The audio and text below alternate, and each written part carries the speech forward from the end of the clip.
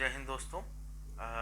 आज 11 सितंबर है और दोस्तों आपने 1962 के हमारे डिफीट के बारे में आप सब जानते हैं चीन के हाथों। मगर उसके बाद एक और घटना हुई थी जिसमें भारतीय सेना ने चीनी सेना को बहुत बुरी तरह से हराया था। Of course apart with Galwan clashes जब हमारे काफ़ी सैनिक शहीद हुए, मगर उनके हमसे कई गुना ज़्यादा सैनिकों को हमारे सिपाहियों ने जो है मार गिराया। उसके अलावा भी ये घटना 1967 में हुई थी। आज इसी पर हम चर्चा करेंगे और इसको नाथुला एंड चोला क्लैशेस बोलते हैं, क्योंकि नाथुला और चोला ये दो जगह है जहाँ पर हुई थी ये क्लैशेस हुए थे। तो इसका बैकग्राउंड ये है कि सिक्किम जो है, सिक्किम 1975 में भारत में मर्ज हुआ था और उसके पहले भारत का एक प्रोटेक्टोरेट था, एक रियासत थी, यानी भारत उसके डिफेंस के लिए, फॉरेन अफेयर्स के लिए रिस्पॉन्सिबल था और लोकल अफेयर्स के लिए वहाँ का जो चोगियाल राजा होते थे वो रिस्पॉन्सिबल होते थे। तो सिक्किम में नाथुला पास एक जगह है जहाँ से ट्रेडिशनली लोग तिब्बत से आते जाते रहे हज़ारों सालों से। ये यहाँ से सिक्किम और तिब्बत का बॉर्डर हुआ करता था। 1962 के बाद से ही इस इलाके में क्लैशेस हो रहे थे इंडियन फोर्सेस और चाइनीज फोर्सेस में छोटे मोटे। और 65 में नाथुला पास को खाली करने के लिए चीनी फौज ने हमारी फौज को अल्टीमेटम दिया।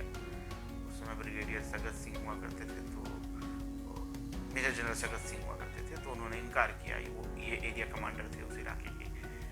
तो खैर फिर उसके बाद 1967 में उनकी तरफ से इंकर्जन एक्टिविटीज़ बढ़ गई और इंकर्जन एक्टिविटीज़ बढ़ गई तो यही अगस्त महीने में 1967 में हमारे फोर्सेस ने ये डिसीज़न लिया कि इस एरिया में हम बार्ब्ड वायर्स लगाएंगे ताकि एक डिमार्केशन हो जाए। पहले नहीं था तो अक्सर वो घुसाते थे और यहाँ पर हमारे टू ग्रेनेडियर्स, हमारी ग्रेनेडियर्स रेजिमेंट की लेफ्टिनेंट कर्नल राय सिंह यादव के नेतृत्व में तैनात थी। इनके साथ एक कंपनी 18 राजपूत की मेजर हरभजन सिंह के नेतृत्व में थी। उसके बाद बार्ब्ड वायर लगाने के लिए और डिफेंसेस प्रिपेयर करने के लिए इंजीनियरिंग कोर के भी कुछ सोल्जर्स को बुलाया गया। तो ये काम चल रहा था। तो कई बार इस पूरे उसमें जो है हैंड टू हैंड क्लैशेस हुए, कई बार ऐसी घटनाएं हुई, पर काम जारी रहा बार्ब्ड वायर लगाने का। फिर 11 सितंबर को सुबह जो है चीन के जो कमांडिंग ऑफिसर थे वो यहाँ आए, हमारे सैनिकों को धमकी उमकी दी, थोड़ा बहुत डिस्प्यूट हुआ और फिर हमारे सैनिक काम शुरू कर दिए दोबारा से। उसके बाद एक वहाँ से विसल ब्लो हुई और तुरंत मीडियम मशीन गन फायरिंग शुरू हो गई और उसके बाद चीनियों ने आर्टिलरी फायरिंग शुरू कर दी हमारे इलाके पर।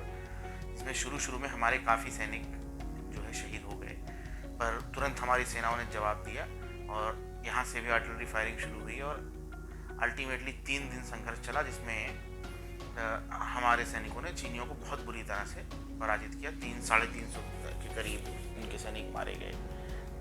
खैर, तो इस तरह से इसमें जो है उसके बाद 15 सितंबर को बॉडीज़ एक्सचेंज की गई और फिर धीरे धीरे सीज फायर हो गया इस इलाके में।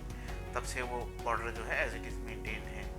और उसके बाद 1 अक्टूबर को चोला, नाथुला के ही थोड़े दूर पर एक और पास है, वहाँ पर चीनियों ने इंकर्जन किए, काफ़ी हमारे एरिया में घुस आए और हमारे एरिया को कैप्चर करने की कोशिश की, जिसका जवाब सेना ने दिया तुरंत।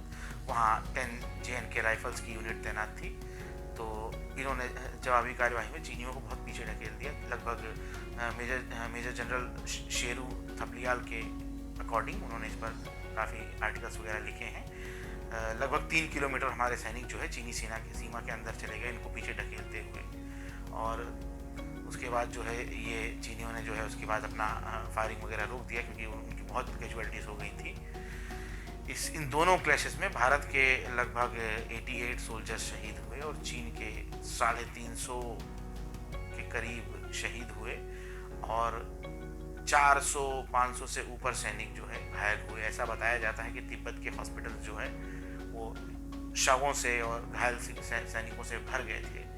इसके बाद चीनियों ने इस इलाके में अपनी एडवेंचरस एक्टिविटीज़ जो है वो रोक दी और यही कारण था कि 1971 में जब हम बांग्लादेश से लिबरेशन वॉर लड़ रहे थे तो अमेरिका के जो हेनरी किसिंजर थे इन्होंने भी और पाकिस्तान की जो जनरल याहिया खान और जुल्फ़िकार अली भुट्टो थे, इन्होंने चीनियों से रिक्वेस्ट किया कि आप नॉर्दर्न सेक्टर में जो है प्रेशर बढ़ाइए। तो चीनियों ने इसका रिप्लाई किया, जो कई बुक्स और उसमें जो है डॉक्यूमेंटेड है कि भाई उनकी जो माउंटेन डिवीज़न जो है वो काफ़ी वेल प्रिपेयर्ड है। अब वो स्थिति नहीं रही जो 62 में थी कि हम चीनियों इंडिया को पराजित कर सकें। तो इस तरह से जो है ये एक बहुत ही ग्लोरियस डे था इंडियन हिस्ट्री में, जिसमें हमने चीनियों को बहुत अच्छी तरह से पराजित किया।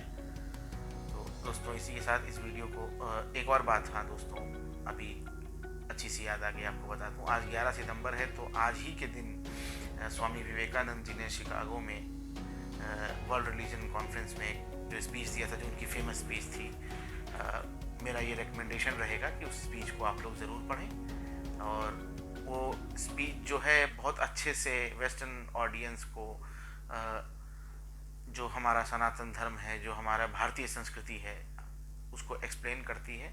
और उसके बाद हम उस दिन जैसे इस्कॉन वाले उसी पर बात किया था, किस तरह से स्वामी एसी भक्ति वेदांता स्वामी ने प्रचार किया सनातन का पूरे विश्व में। लेकिन इसकी शुरुआत यहीं से होती है, विवेकानंद जी से, जब वो शिकागो ट्रैवल करते हैं और वहाँ की जनता को, वहाँ के लोगों को बताते हैं भारतीय संस्कृति की महानता के बारे में। तो इसके स्पीच को मेरा ये रिकमेंडेशन रहेगा कि आप लोग ज़रूर पढ़ें। और बस दोस्तों इसी के साथ मैं अपनी बात को समाप्त करता हूँ। जय हिंद, वंदे मातरम।